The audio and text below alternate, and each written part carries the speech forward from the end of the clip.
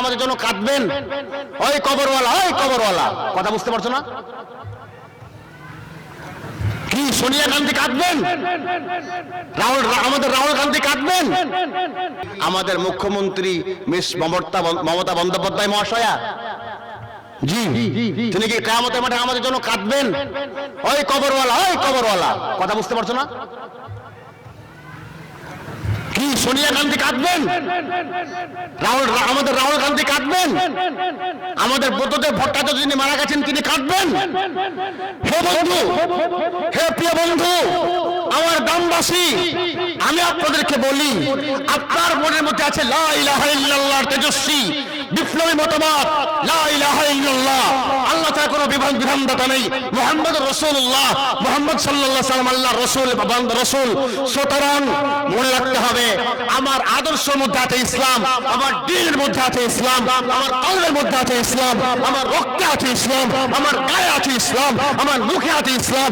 আমি যদি সেকুলার কোনো দল করিও, আমি যদি কোনো রাজনৈতিক দল আমার ভারতবর্ষে বেঁচে থাকার তাগিদে রাজনৈতিক দল করিও, আমার আদর্শকে মাথায় রেখে করব, বিশ্বনবীর সুন্নাতকে মাথায় রেখে করব। আগে আমার ইসলাম, পরে রাজনীতি, আগে আমার ধর্ম, পরে অর্থনীতি, আগে আমার দ্বীন, পরে রাজনীতি, আগে আমার রাসূলের সুন্নাত, পরে রাজনীতি। মনে রাখবেন, আমার নবীর আদর্শকে জলাঞ্জলি দিয়ে, ইমানের সম্পর্ককে ভাসিয়ে দিয়ে, ইমানের সম্পর্ককে বিচ্ছিন্ন করে দিয়ে, আত্মীয়তার সম্পর্কে বিচ্ছিন্ন করে দিয়ে যারা আমরা বিভিন্ন দলে বিভক্ত হয়ে গেছি বা হয়ে যাচ্ছি, যারা আমরা এক অপরের দলের জন্য এক অপরের সঙ্গে সত্যতা করছি, আল্লাহর কসম খেয়ে বলছি, কোরআন সাক্ষী, আল্লাহ সাক্ষী, আল্লাহ তাবারক ওয়া তাআলা সাক্ষী, কাল কিয়ামতের ময়দানে আপনার সাক্ষাৎ সেই নেতার সঙ্গেই হবে যেই নেতার জন্য আপনি মুসলমানের সঙ্গে আত্মীয়তার সম্পর্ক ছিন্ন করেছেন, যে নেত্রীর জন্য আপনি মুসলমানের সঙ্গে ইমানের সম্পর্ক ছিন্ন করেছেন। আরে রাসূল বলছেন যে মুসলমানদেরকে গালি দেওয়া মানে অপরাধ, আর মুসলমানকে হত্যা করা কুফরি। কোন ব্যক্তি যদি মুসলমানকে হত্যা করে জায়েজ মনে করে যে আমি এই মুসলমানকে মেরে ফেলছি, এটা জায়েজ, এটা বৈধ, কোন মুসলমানকে যদি কেউ জায়েজ মনে করে মেরে ফেলে সে কাফের হয়ে যাবে, তার ঈমান চলে যাবে।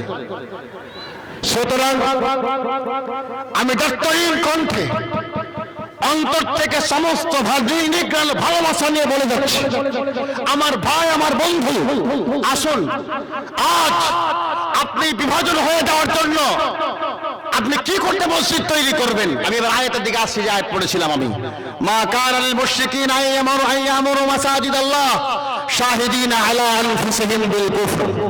আপনি, আল্লাহ বলছেন, যারা মুশরিক তারা এবং যারা নিজেরা কাফির হওয়ার ব্যাপারে নিজেরাই সাক্ষ্য দিয়েছে, এটা হতে পারে না যে তারা মসজিদ আবাদ করবে। যারা নিজেরা কাফির হওয়ার ব্যাপারে নিজেকে সাক্ষ্য দিয়েছে এবং মুশরিক যারা, হতে পারে না যে তারা মসজিদ আবাদ করবে। উলাইকা হাবিতাত আ'মালুহুম, আল্লাহ তাদের সমস্ত নেক আমলগুলি বরবাদ করে দেবেন। অফিন নারিহুম খালিদুন, আর তারা চিরস্থায়ী অগ্নিকুণ্ডে নিক্ষিপ্ত হবে, সারা জীবন তারা সেখানে থাকবে। আপনি মসজিদ করে কি করবেন? এই ছারকাটোলা মানুষ, গত কদিন আগে আমরা 4.5 থেকে 5 লক্ষ লোক নিয়ে কলকাতার মাটিতে মিটিং করলাম। আপনার হাত থেকে বাবরি মসজিদ চলে গেছে, সম্ভাল যেতে বসেছে, দারুল উলুম দেওবন্দকে খুঁজে মন্দির বের করার চেষ্টা করা হচ্ছে।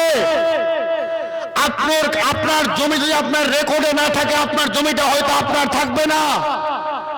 অদূর ভবিষ্যতে ছারকাটোলার মসজিদের তলে কি আছে খোদার প্রক্রিয়া চালু হয়ে যাবে। হে মুসলমান, যাদের জন্য তোমার আদর্শকে জলাঞ্জলি দিয়ে আজকে বন্দে মাতরমের পতাকা নিয়ে হাতে নেমেছো, হে মুসলমান, তোমার আদর্শকে জলাঞ্জলি দিয়ে যারা টিএমসি, কংগ্রেস, সিপিএম এ বিভাজন হয়েছে, তাদেরকে সতর্ক করে দিচ্ছি, আজকে সময় এসেছে কাপড়ের পকেট সঙ্গে রাখা, কাপড় সঙ্গে রাখা, আর রাস্তায় নেমে দাঁড়ানো। আমরা গণতান্ত্রিক প্রক্রিয়াকে, গণতন্ত্রের সংবিধানকে মাথায় নিয়ে, ভারতের সংবিধানের বুকে নিয়ে রাস্তায় নামতে হবে। আজমির শরীফকে আমাদের হাত থেকে যেতে দেব না, সম্ভালকে যেতে দেব না, দেওবন্দকে যেতে দেব না। একটা মসজিদ হারিয়েছি, এবার সমস্ত ওয়াকফ সম্পদকে যদি আমাদের হাতছাড়া করতে হয়, এই হাতছাড়া করার আগে আল্লাহর জমিনের জন্য কুইন্টাল কুইন্টাল রক্ত দেশে আবারও বইবে, কিন্তু আল্লাহর জমিনকে কাউকে নিতে দেওয়া হবে না, হবে না, হবে না। ডাক্তারিন কণ্ঠেই কথা বলে যাচ্ছি। আর যারা নীতি আদর্শকে জলাঞ্জলি দিয়ে কংগ্রেস, টিএমসি, সিপিএম, অমুক তমুকের ঠিকাদারি নিয়ে নিয়েছো, কসম খেয়ে বলছি তোমাদের জানাজাও যদি হয় মুসলিম অবস্থা হবে না, মুনাফিক অবস্থায় হবে। তোমাদের সাক্ষাৎ যদি আল্লাহ হয় তাহলে ফিরআউনের সঙ্গে হবে, তাদের সঙ্গে হবে যাদের কাছে তোমার আদর্শকে বিক্রি করে দিয়ে তোমরা তাদের রাজনীতির ময়দানে নেমে গেছে। খবরদার, খবরদার। 56,000 ওলামা রক্ত দিয়েছেন দেশকে স্বাধীন করার জন্য। আমরা যখন আমার মালিককে নারাজ করেছি, আমার মালিককে যখন নারাজ করে দিয়েছি, তখন আমাদের অবস্থা খারাপ হয়ে গেছে। সুতরাং আমি আমাদের সরকারকে বলতে চাই এর মাধ্যমে, কেন্দ্রীয় সরকারকেও বলতে চাই এর মাধ্যমে, এই প্রোগ্রামের মাধ্যমে, বাংলাদেশ কি করছে না করছে সেই কথা আমাদের বলার সময় নয়। বাংলাদেশ সংখ্যালঘু নির্যাতিত হচ্ছে সেই ব্যাপারে কথা বলতে পারো। আর সম্ভালে, বিহারে, গুজরাটে সংখ্যালঘুকে হত্যা করা হয়, তখন তোমার নিরপেক্ষ দৃষ্টিভঙ্গি কোথায় থাকে? তখন কেন বলতে পারো না? কেন মসজিদ খোঁজাখুঁজি শুরু হয়ে গেল? নিরপেক্ষ দৃষ্টিভঙ্গি বজায় রাখো। কোন জায়গায় সংখ্যালঘুদের নির্যাতিত হতে দেওয়া হবে না। আরে হিন্দু ভাইদেরকে মারা তো দূরের কথা, হিন্দু ভাইদেরকে মারা তো দূরের কথা, আমরা বলি হিন্দুদের দেবদেবীকেও গালি দেওয়া কোরআনে কারীম থেকে নিষেধ করা হয়েছে, জায়েজ করা হয়নি। আপনি কোন হিন্দুকে মারবেন? আল্লাহ বলছেন তুমি সারা পৃথিবীর লোককে মেরে ফেললে। তুমি একজন নাস্তিককে মারবে? আল্লাহ বলছেন তুমি সারা পৃথিবীর মানুষকে মেরে ফেললে। আপনি একটা হিন্দু খ্রিস্টানের প্রাণ বাঁচাবেন, আল্লাহ তাবারক ওয়া তাআলা বলছেন তুমি সারা পৃথিবীর মানুষের প্রাণ বাঁচিয়ে নিলে। আরে মানুষ তো মানুষ, মানুষ তো মানুষ। আল্লাহ তাবারক ওয়া তাআলা বলে, রাসূল বলেন, একটা বেহায়া পতিতা মহিলা, ভ্রষ্টা মহিলা, বুখারীর হাদিস আসছে, ভ্রষ্টা মহিলা একটা কুকুরকে পানি পান করিয়ে জান্নাতে চলে গেছে। সুবহানাল্লাহ, বলুন সুবহানাল্লাহ।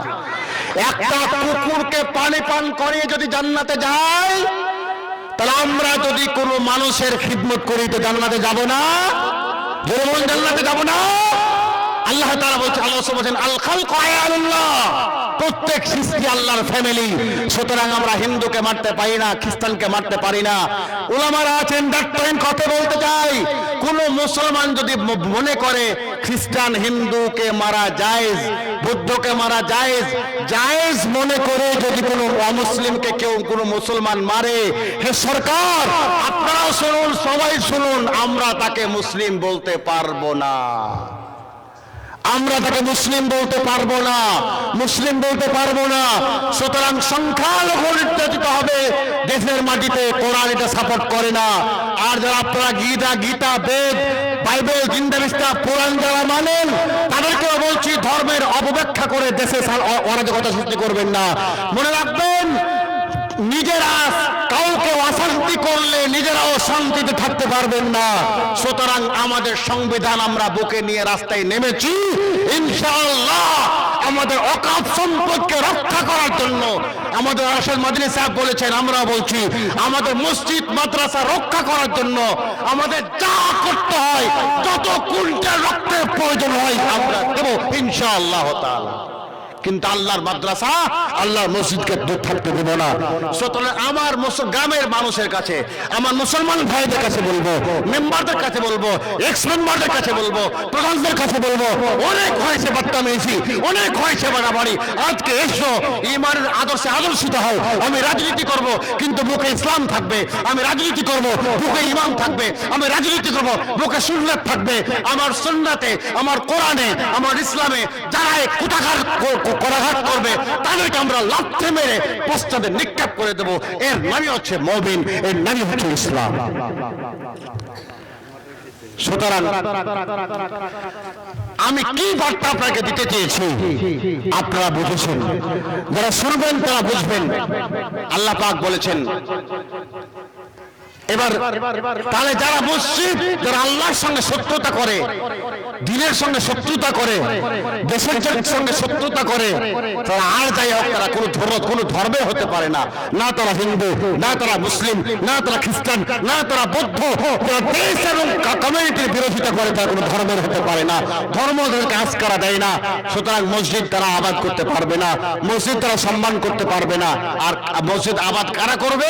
আল্লাহ এবার বলছেন, আল্লাহ এবার বলছেন, মা কানা লিল মুশরিকিনা আইয়ামুরু মাসাজিদাল্লাহ।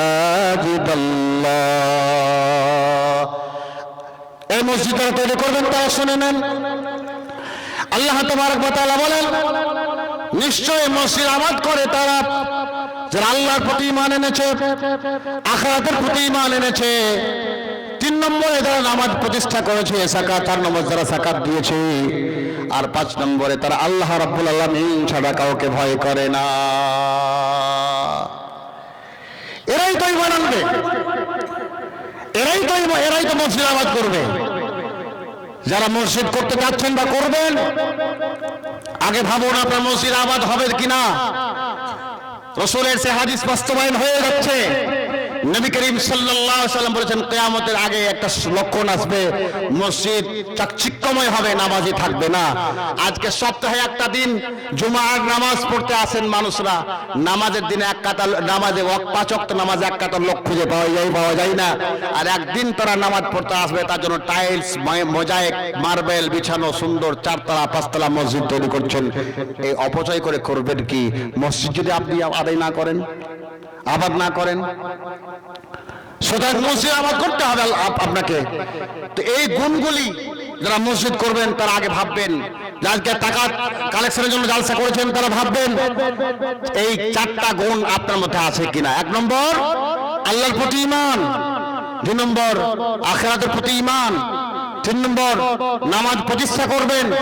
প্রতিষ্ঠা মানে আল্লাহ তাবারক ওয়া তাআলা 82 জায়গার মধ্যে কথা বলেন নামাজ পড়ো, কোথাও আল্লাহ তাআলা নামাজ পড়তে বলেন আল্লাহ আকিমুস সালাত, নামাজ প্রতিষ্ঠা করো। এবার নামাজ প্রতিষ্ঠার কটা অর্থ? ওলামারা বলছেন একটা অর্থ হচ্ছে এই, আপনি নামাজ পড়বেন জামাতের সঙ্গে, নামাজের পদ্ধতি জেনে, বিশুদ্ধ কোরআন জানবেন, নামাজের মাসআলা মাসাইল জানবেন। যতটুকু না জানলেই নয়, নামাজ, রোজা, হজ, যাকাতের মাসআলা মাসাইল জেনে খুশু আল্লাহকে রাজি করার জন্য নামাজ পড়বেন জামাতের সঙ্গে, একটা অর্থ। আরেকটা অর্থ প্রতিষ্ঠিত কথা বলেছেন আল্লাহ তাবারক ওয়া তাআলা। প্রিয় ভাই সব, আমি একটা উদাহরণ আপনাদেরকে দিচ্ছি। সে উদাহরণটা হচ্ছে এই যে আপনি একটা 7-8 বছরের ছেলেকে যদি বলেন যে বাবা আজকে পুরো দিনটা তুই ল্যাংটা হয়ে ঘুরে বেড়াবি, কাপড় পরবি না, উলঙ্গ হয়ে থাকবি, 8-9 বছরের বাচ্চাকে আপনার কথা শুনবে? বলেন শুনবে? শুনবে না। কেন বলুন তো? সেও জানে যে কাপড় না পরলে দেখতে বিভৎস লাগে, দেখতে খারাপ লাগে, এটা বেহায়ার কাজ, এটা মানুষের কাজ নয়, বাচ্চাটাও থাকবে না। সুতরাং ঠিক কাপড় যেভাবে সমাজে প্রতিষ্ঠিত আছে, একটা বাচ্চাকে উলঙ্গ অবস্থায় দেখলে যেভাবে বাচ্চাটা থাকতে পারে না, নামাজ এমন ভাবে প্রতিষ্ঠিত করতে হবে সমাজের বুকে যাতে একজন উম্মতের জন্য হাওয়া করে কাঁদবেন। রব্বুল আলামিন বলেন, ও আমার হাবিব আইরের ফারাসাত, আমি কাঁদবে, আপনি কাঁদবেন না, মাথা তুলুন। হে রাসূল, আমি আপনাকে মাকাম মাহমুদ দিয়েছি, আপনি কেন আজকে আপনার জন্য খুশি হওয়ার দিন, আপনার খুশির দিন, কেন আপনি কাঁদছেন বলুন? নবী বলেন, আল্লাহ আমি কাঁদছি, আমার উম্মতের ভয়াবহ কষ্ট দেখতে পাচ্ছি না, আপনি বিচারের ব্যবস্থা করুন, আপনি বিচার করে আমার উম্মতগুলিকে জান্নাতে দিয়ে দেন। আল্লাহ তাবারক ওয়া তাআলা বলবেন, নবী হে রাসূল, আপনার উম্মতকে চিনে বের করে নিন, আপনার উম্মতকে আপনি চিনে নিয়ে আসবেন।